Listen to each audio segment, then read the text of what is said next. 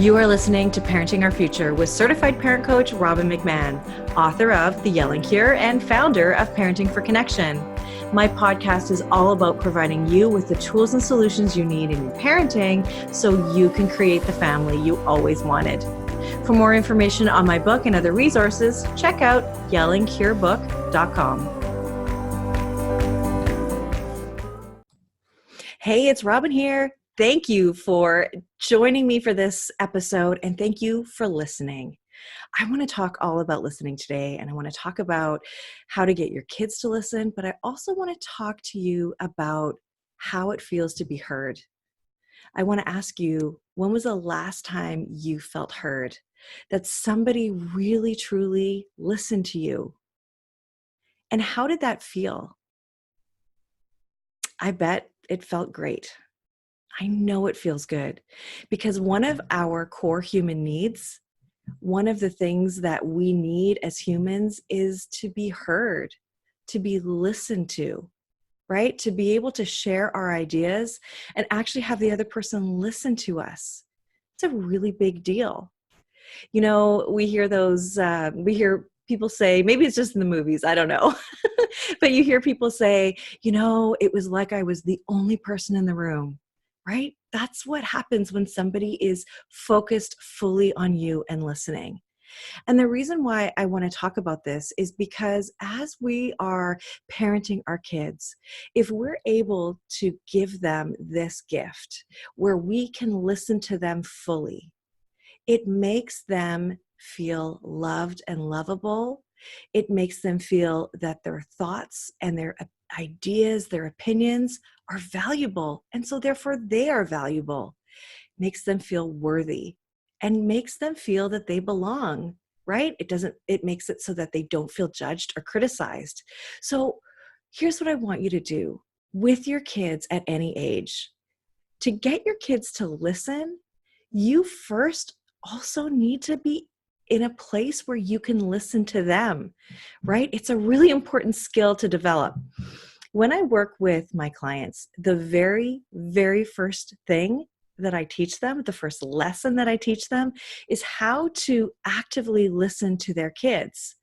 And this is such an important skill, and a skill that, seems pretty obvious, but really, if you think about it, you've got to work at it because there are so many distractions that it's very easy to not listen to someone fully. So to actively listen to your kids, to your spouse, to your friends, to your coworkers, to your boss, it takes you being willing to be fully present in your mind, in your body. That means you put the phone away. It means that you are listening for understanding, not listening to come up with your response or a rebuttal, not listening to judge or to criticize, but to really, truly listen, to understand, and then to ask questions to further understand if you don't. How often is it that we ask questions that are really like a statement or a criticism in disguise? But to really, truly ask to understand is something that really makes the other person feel like, okay, you're hearing me and I have a chance to further elaborate.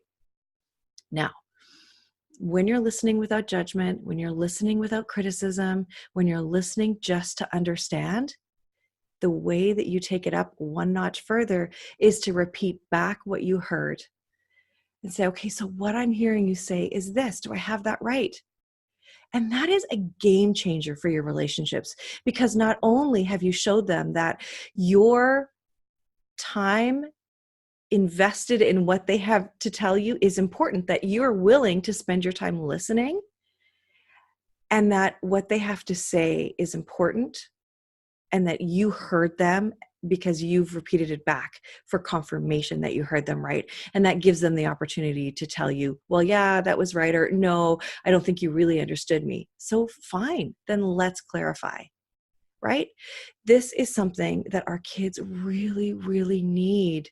How often have your kids said, oh, you don't get me, or you just don't understand? Well, maybe you aren't really listening to them. I remember one time when my son was younger, my youngest was younger, and I thought that he wasn't really able to express himself. And it actually took somebody who came over to our house, and there was friends of ours, and they had kids the same age as our kids, boys too. So all these boys are upstairs playing, and it was this one dad's turn to go up and deal with the kerfuffle that was upstairs.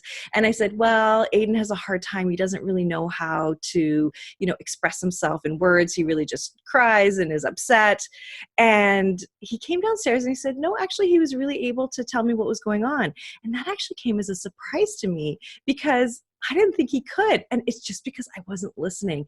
I just decided that he couldn't articulate. And so I just brushed it off and said, oh, well, he doesn't know how to say stuff. But it was wrong. He absolutely could.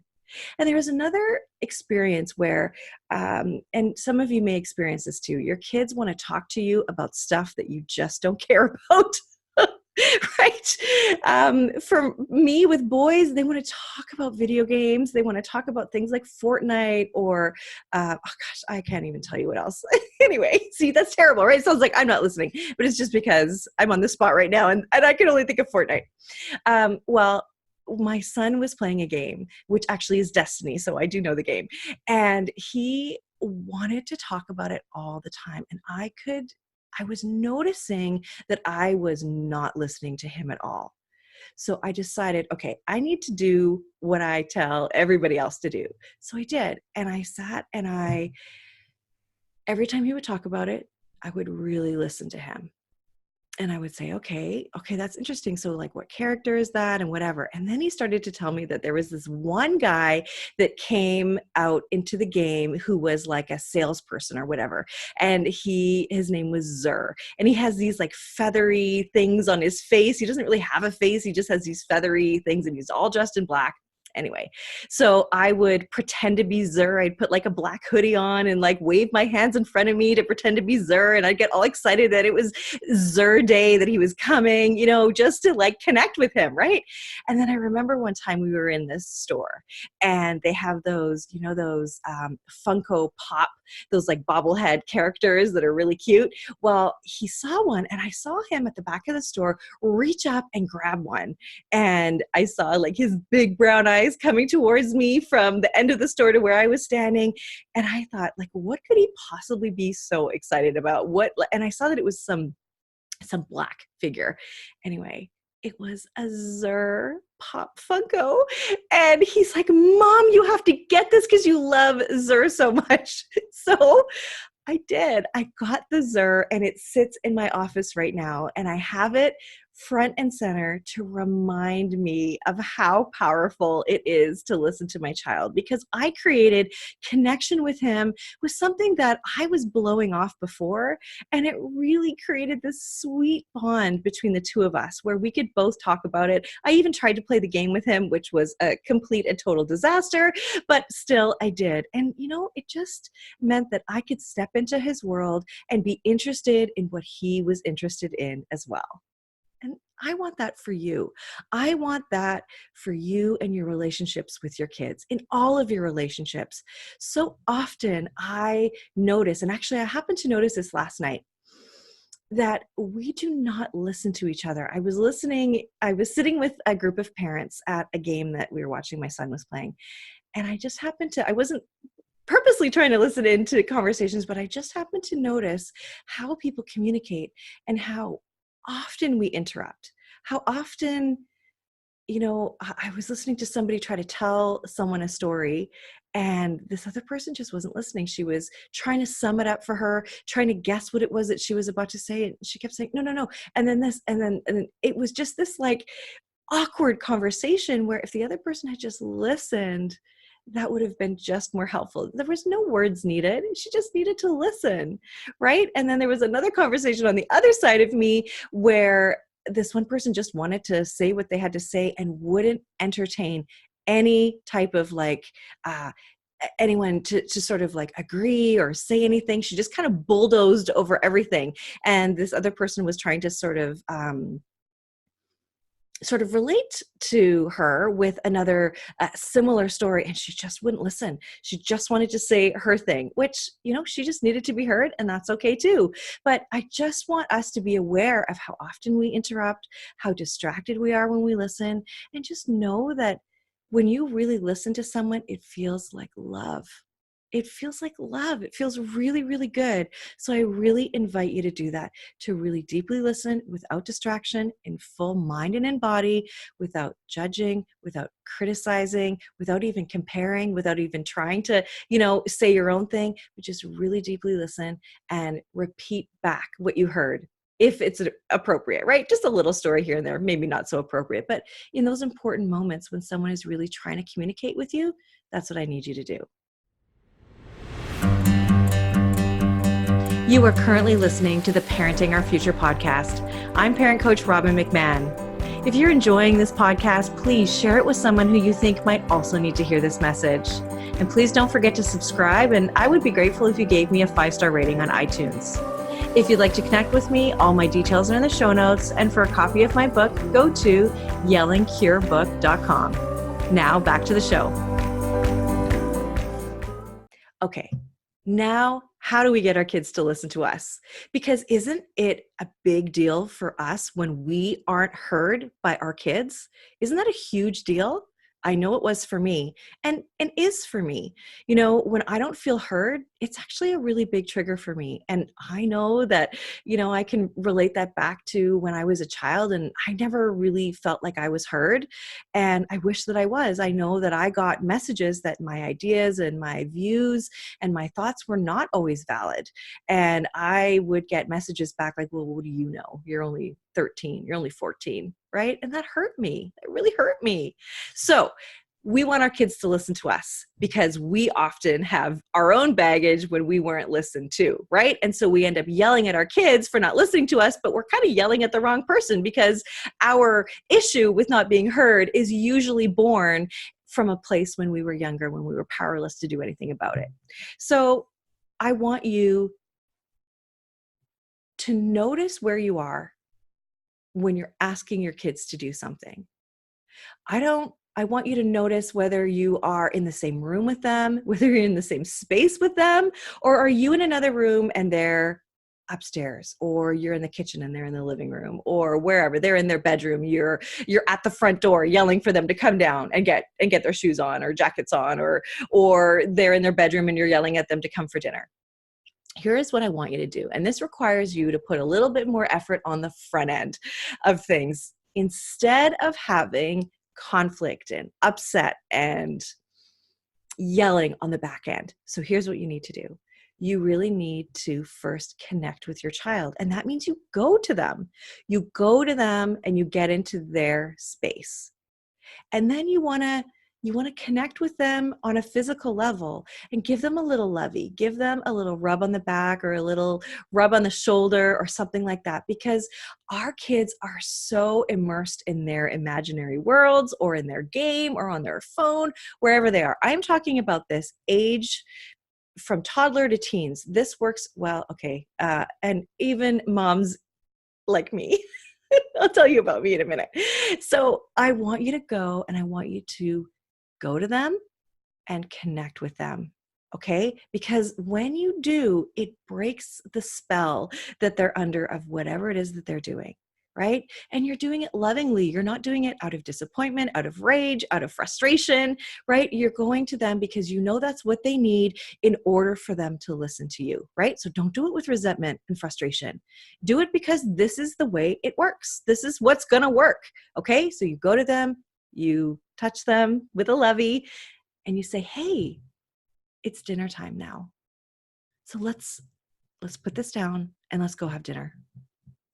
Okay. And then guess what you do? You take them. Come on, let's take my hand. Let's go down together.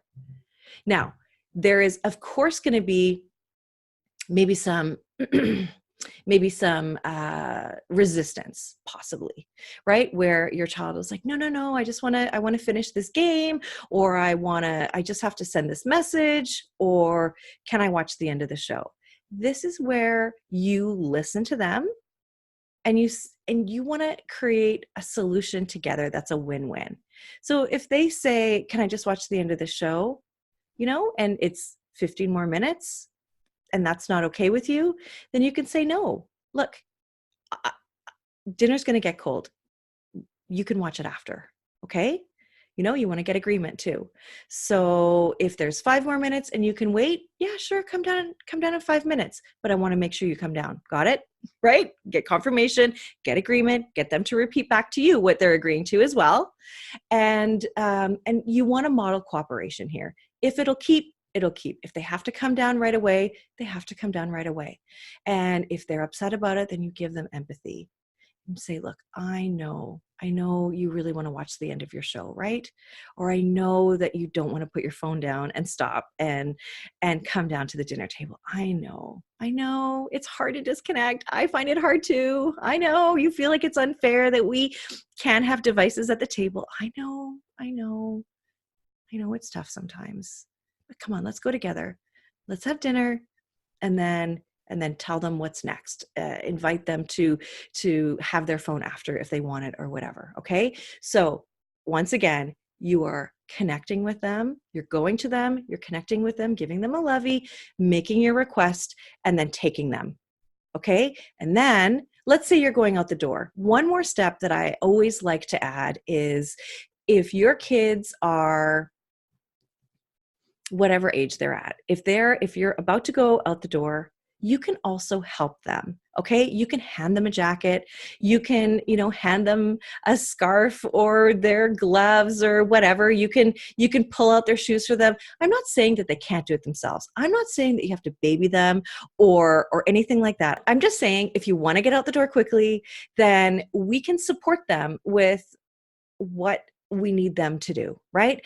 And this is also not a time for us to should all over our kids, right? Like once they get downstairs and they get to where their shoes and jackets are, this is not a time for you to say, well, you're 5, you should be able to do your own shoes, you should be able to do your own jacket. And maybe it's not 5, maybe it's 7, maybe it's whatever age. You can give them some support and help them like, hey, do you want me to help you tie your shoes? We sometimes freak out when we are supporting them and we think that if I help them, I'm babying them. If I help them, they're not going to be able to do this stuff on their own. Of course they are going to be able to do their stuff on their own. Developmentally, they're going to want to. They want to be independent. They are going to push us away. We're not creating snowflakes. I get that a lot. I hear people saying, oh, great, we're all individual snowflakes and oh, this is what's wrong with the world. It's not that. I promise you it's not that. This is us just supporting them where they're at. If your child needs help, help them. If you can support them, support them. I mean, we need to model kindness too. We need to model support. It's a good thing to do, right? Again, we're not enabling them to be lazy. It's not that at all. We just want to have harmony. And it starts with us, right? It starts with us and the way we treat our kids. So I really invite you to help them with anything that they need. And by the way, if you push development too quickly, like if your child is 4 or 5 years old and you think that they should be able to tie their own shoes, button or zip up their own jacket, do all of the stuff on their own, you may be pushing them before they're ready. And what happens is you have expectations on your child that your child may not really understand and may developmentally not be able to do. And you're actually creating anxiety in your child because you're pushing them to do something. And therefore they can see your disappointment and your frustration in them, which creates that anxiety. Whereas if you were to support them all along and say, yes, I'm going to tie your shoes for you. I'm going to do your jacket with you. Do you want to try? Or you just support them fully, they're eventually going to say, Mom, I can do this. I want to do this. And then you're going to say, yes, you can. Okay, off you go. You do it yourself. That's right. Right? Because developmentally, they're ready. And that makes them feel confident, but it also makes them feel supported. So one more time, those steps are to connect to your child. You go to your child, you connect with them, give them a little lovey. That's my word for it. Give them, a pat on the shoulder or something like that. Make your request, take them, and then give them any help that they need. All right. So please try that. And over the next little while, really practice that listening. If you just do one thing, do the listening with your kids, because our kids want to feel like they are important to us, that their thoughts and their opinions are of value to us, that we listen to them. We don't have to agree. We can just listen to them and say, okay, well, thank you for sharing. That's really interesting that you think that way. Wow, that's great. So you want to listen, and then I've given you the steps to get your kids to listen. And I promise you that works. Remember when I said that it also works with moms? Well, unfortunately, I am a very distracted person a lot of the times because I've got my kids, I've got my business, I've got my podcast, I've got all of these different things in my mind, and I'm always thinking about things, the next topic, the next thing I'm going to do, the next client that I have. And I get really busy in my head. And so my husband will talk to me, and sometimes it's just noise. So if he really wants to get my attention, he has to come over and usually put his hands on my shoulders in a gentle, loving way and say, hey, babe. And I'll kind of snap out of my, but the fog of my head, and he can talk to me, and I will truly listen, because otherwise I have to be honest, I don't always listen to what he says. It's a terrible admission, but it's true.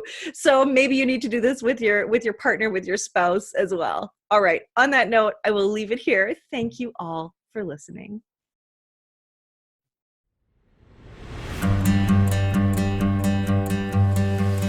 Thank you for listening to this edition of my podcast, Parenting Our Future. I'm parent coach Robin McMahon, and if you're enjoying this podcast, please share it with someone who you think might also need to hear this message. And don't forget to subscribe, and if you like my work, I would be grateful if you gave me a 5-star rating. For those of you who like my content and want more, visit me at yellingcurebook.com to get your copy of my book and to find other resources to help you. Until next time, I am wishing you and your family peace and